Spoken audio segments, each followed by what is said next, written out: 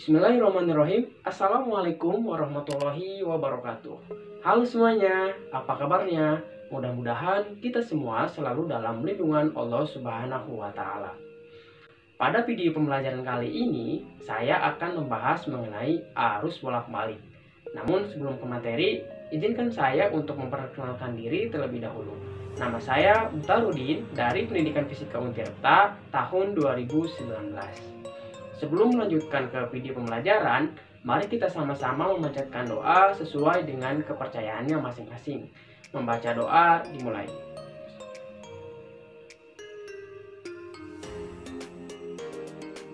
Amin amin ya Allah ya Robbal Alamin. Pada video pembelajaran kali ini, kita akan sama-sama belajar mengenai arus bolak-balik. Nah, apa sih sebenarnya arus bolak-balik itu? Kemudian apa bedanya dengan arus searah yang telah kita pelajari di pelajaran sebelumnya? Apakah juga ada perbedaan di antara keduanya?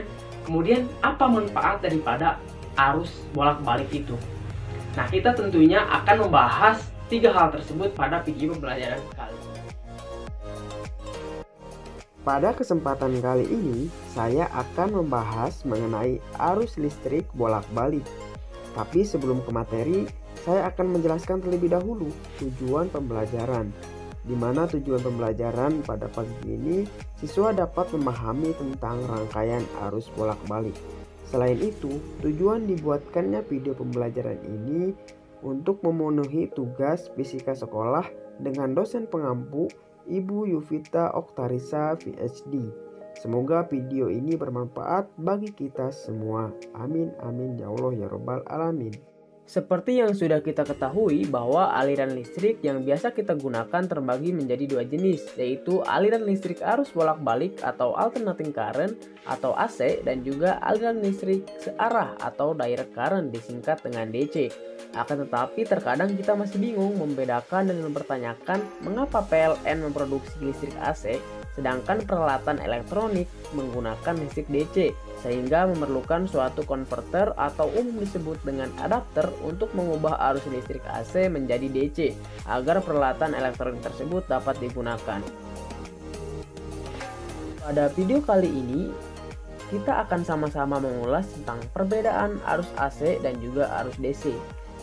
Di awal penggunaan listrik, arus searah atau arus DC mendominasi penggunaan listrik di Amerika Serikat. Pada tahun 1879, arus DC ini mulai diperkenalkan oleh Thomas Alva Edison setelah ia berhasil menemukan filamen untuk lampu bohlam. Arus DC merupakan arus listrik yang mengalir secara konstan dan tetap, di mana setiap terminal memiliki polaritas yang sama. Arus DC mengalir dari satu titik dengan energi potensial yang tinggi menuju ke titik lainnya yang memiliki energi potensial yang lebih rendah. Beberapa kelebihan arus listrik DC seperti arus listrik ini disebut dengan arus listrik yang fleksibel karena dapat menyalakan alat listrik dengan tegangan yang rendah ataupun arus listrik yang tegangannya tinggi. Yang kedua, arus listrik DC ini dapat tersimpan pada baterai ataupun aki. Dan yang ketiga, karena penggunaan tegangan yang lebih rendah, arus listrik DC relatif lebih aman. Namun demikian, juga memiliki beberapa kelemahan seperti ketika diterapkan pada sistem tegangan tinggi akan terjadi rugi-rugi daya yang sangat besar ketika jarak antara sumber energi atau generator berada jauh dari sumber beban. Di samping itu, arus listrik DC tidak mudah diubah tegangannya, sehingga setiap tegangan harus dihasilkan oleh satu generator listrik tersendiri. Bagaimana dengan arus DC ke AC? Sejarah dominasi listrik arus bolak-balik atau AC terhadap DC dimulai ketika Nikola Tesla memperkenalkan penemuannya pada tahun 1893 pada Expo Fair di Chicago, serta kemenangannya pada tender yang diadakan oleh perusahaan Niagara Falls Power Company guna memproduksi listrik dari jeram Niagara untuk memenuhi listrik di kota Buffalo. Tidak hanya itu, Tesla menyatakan bahwa jeram Niagara juga dapat mencapai titik di seluruh wilayah timur Amerika Serikat. Arus listrik AC ini menjawab kelemahan dari arus listrik DC. Mengapa bisa demikian? Arus listrik bolak-balik atau disebut juga arus AC merupakan arus listrik yang arah dan besarnya berubah-ubah terhadap waktu. Hal itu bisa dilihat dari perubahan gelombang yang berbentuk sinusoidal. Kecepatan bolak-balik arus saat ini tergantung pada frekuensinya. Jika kita menerapkan frekuensi listrik AC sebesar 50 Hz, berarti dalam 1 detik terdapat 50 gelombang atau setiap satu gelombang memiliki kecepatan sebesar 0,02 detik. Jika diterapkan pada tegangan sebesar 200 volt, maka nilai tegangan pada satu periode akan berubah mengikuti gelombang sinusoida tersebut. Dan artinya pada satu waktu tegangan akan bernilai positif, 0 dan juga negatif. Berbeda dengan arus DC yang mana tegangannya tidak dapat diubah, pada arus AC tegangannya dapat dirubah dengan cara memanfaatkan transformator. Dengan menggunakan tegangan, maka arus listrik yang dihantarkan dapat dinaikkan atau diturunkan dengan mudah. Hal ini tentunya sangat membantu ketika kita perlu mentransmisikan energi dengan jarak yang cukup jauh dengan hanya menaikkan tegangan. Maka arus listrik yang ditransmisikan dapat diturunkan. Rugi-rugi daya pada saluran transmisi dapat dikurangi serta menghemat biaya karena luas penampang pada kabel konduktor dapat diperkecil. Namun di lain sisi, memiliki kelemahan seperti tidak dapat disimpan dalam waktu yang lama serta tegangan kerja yang berbahaya jika tersentuh langsung. Jadi mana sebenarnya yang lebih baik antara arus AC dan juga arus DC? Arus AC maupun DC memiliki kelebihan dan kekurangannya masing-masing. Arus DC lebih sesuai untuk tegangan rendah. Penerapannya pada peralatan elektronik seperti televisi, komputer, atau peralatan-peralatan elektronik lainnya. Kemudian arus AC sesuai untuk penggunaannya pada sistem tenaga listrik karena biaya yang dikeluarkan jauh lebih ekonomis. Nah, tadi kita sudah mendengarkan mengenai beberapa penjelasan mengenai arus. Sekarang kita bisa menyimpulkan bahwa arus itu terbagi ke dalam dua jenis. Yang pertama ada arus searah atau DC dan juga arus bolak-balik atau AC. Adapun contoh sumber arus dari DC itu contohnya kayak baterai, aki, elemen volta, dan lain-lain. Dan contoh sumber arus dari AC yaitu generator atau listrik PLN. Adapun untuk mengukur arus, untuk arus searah atau direct current itu menggunakan amperemeter atau voltmeter. Ampermeter untuk mengukur arus, voltmeter untuk mengukur tegangan. Dan untuk mengukur arus AC atau alternating current biasanya menggunakan osiloskop. Nah, seperti yang sudah dijelaskan tadi bahwasanya arus dan tegangan AC ini nilainya selalu berubah-ubah atau tidak tetap gitu. Makanya bisa digambarkan menggunakan grafik sinusoidal seperti di bawah ini. Dari grafik tersebut kita bisa mengambil persamaan. Tegangan AC itu V sama dengan V max sin omega T. Dan untuk persamaan arus AC yaitu I sama dengan I max sin omega T. Ternyata angka yang terbaca oleh ampermeter atau voltmeter itu disebut dengan nilai efektif. Nilai efektif adalah kuat arus dan tegangan yang terbaca oleh voltmeter dan juga ampermeter.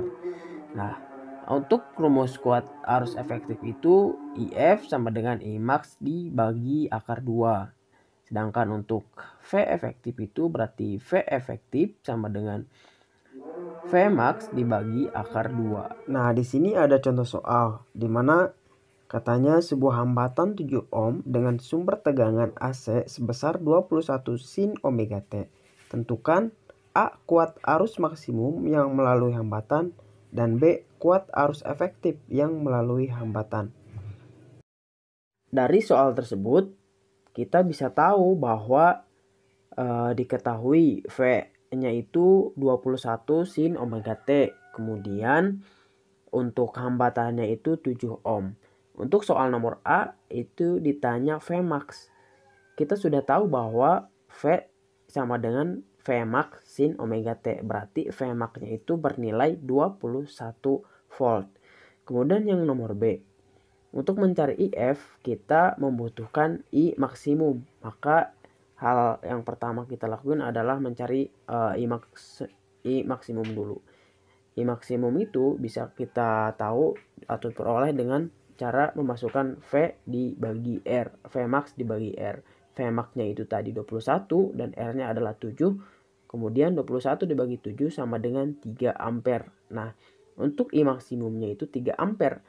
Dan untuk I efektif adalah I maksimum dibagi akar 2. Maka 3 dibagi akar 2 sama dengan 3 per akar 2. Kita kali sekawan yang akar 2-nya. Maka hasilnya 3 per 2 akar 2. Nah, untuk selanjutnya adalah rangkaian RLC. Apa sih RLC itu? RLC merupakan bagian daripada rangkaian arus arah, di mana R adalah resistor, L merupakan induktor, dan C adalah kapasitor. Nah, di sini ada rangkaian resistor R murni atau resistif dengan mempunyai rangkaian yang di sana ada resistor kemudian dihubungkan dengan V. V ini memiliki arus bolak-balik gitu. Di dalam rangkaian ini berlaku hukum Ohm. Hukum Ohm itu kita ingat bahwa V sama dengan I dikali R. Untuk selanjutnya ada rangkaian induktor murni atau biasa disebut dengan induktif. Nah, rangkaian induktor murni ini hambatannya disebut dengan reaktansi induktor dengan dilambangkan XL, di mana XL sendiri sama dengan 2VF dikali L. Karena 2VF itu merupakan omega, maka XL sama dengan omega dikali L. Dan hukum Ohmnya pun berarti berubah. Yang tadinya V sama dengan I dikali R, R-nya itu atau hambatannya itu kita ganti dengan XL atau diganti dengan omega L. Maka VL sama dengan I dikali omega L, atau sama aja kayak VL sama dengan I dikali XL gitu. Nah, untuk selanjutnya adalah rangkaian kapasitor murni atau rangkaian kapasitif, di mana rangkaian kapasitif ini hambatannya biasa disebut dengan reaktansi kapasitor. Reaktansi kapasitor ini memiliki nilai Xc sama dengan 1 per omega C. Maka untuk hukum Ohmnya sama dengan V sama dengan I dikali XC. Nah, di sini kita lihat ada suatu rangkaian RLC, di mana rangkaian RLC sendiri merupakan suatu rangkaian yang tersusun atas resistor, induktor, kemudian kapasitor yang selanjutnya dihubungkan dengan V dengan arus bolak-balik gitu. Nah, untuk mencari hambatannya, jika kita sebelumnya sudah belajar mengenai total hambatan, jika di rangkaian seri hambatan 1 R1 ditambah R2 ditambah R3, pada arus bolak-balik ini berbeda tentunya, di mana untuk mencari total hambatannya itu kita sebut dengan impedansi atau disimbolkan dengan huruf Z. Nah, untuk mencari hambatan atau impedansi pada rangkaian RLC ini, kita menggunakan hukum Pythagoras, di mana Z sama dengan R kuadrat ditambah XL dikurangi XC kuadrat, di mana R sendiri merupakan hambatan resistor atau hambatan murni dari resistor itu sendiri, dan XL merupakan reaktansi dari induktif, dan XC merupakan reaktansi kapasitif. Nah, di dalam rangkaian sendiri kan tentunya ada yang namanya hambatan, kemudian ada arus. Nah, untuk arus sendiri pada rangkaian RLC ini tentunya kita sama menggunakan hukum Ohm, yaitu V sama dengan I dikali total hambatannya, di mana pada RLC ini total hambatannya adalah Z gitu atau impedansi. Maka V sama dengan I dikali Z kan. Dan untuk mencari arus listrik maka bisa melalui persamaan I sama dengan V per Z gitu. Dimana I merupakan kuat arus itu sendiri, V merupakan tegangan dari rangkaian itu sendiri, dan Z merupakan impedansi atau jumlah hambatan. Nah, yang selanjutnya ada faktor daya, di mana untuk mencari faktor daya kita bisa menggunakan rumus cos theta sama dengan R per Z. Dan yang selanjutnya ada daya rangkaian. Nah, untuk di daya rangkaian pada pada hukum arus bolak-balik ini ada dua daya. Yang pertama ada daya semu, dan yang selanjutnya ada daya aktif atau rata-rata atau dispansi, dimana untuk rumus daya aktif itu P sama dengan I kuadrat dikali R. Kok R? Karena daya ini hanya berlaku untuk resistor saja. Jadi di induktif atau induktor dan juga di kapasitor itu dayanya sama dengan 0 gitu. Nah, jika ditanya adalah daya aktif, maka kita bisa menggunakan rumus I kuadrat sama dikali R gitu. Dan jika ditanya gaya atau daya semu, maka kita bisa menggunakan rumus I kuadrat dikali Z atau impedansi. Nah, yang selanjutnya, jika diperoleh XL lebih daripada XC, maka rangkaian tersebut bersifat induktif atau tegangan akan mendahului I. Tegangan akan mendahului I di rangkaian tersebut. Jika XC-nya lebih besar daripada XL, maka bersifat kapasitif. Artinya arusnya itu akan mendahului V. Nah, dan jika XL sama dengan XC, maka akan bersifat resonansi. Nah, gitu.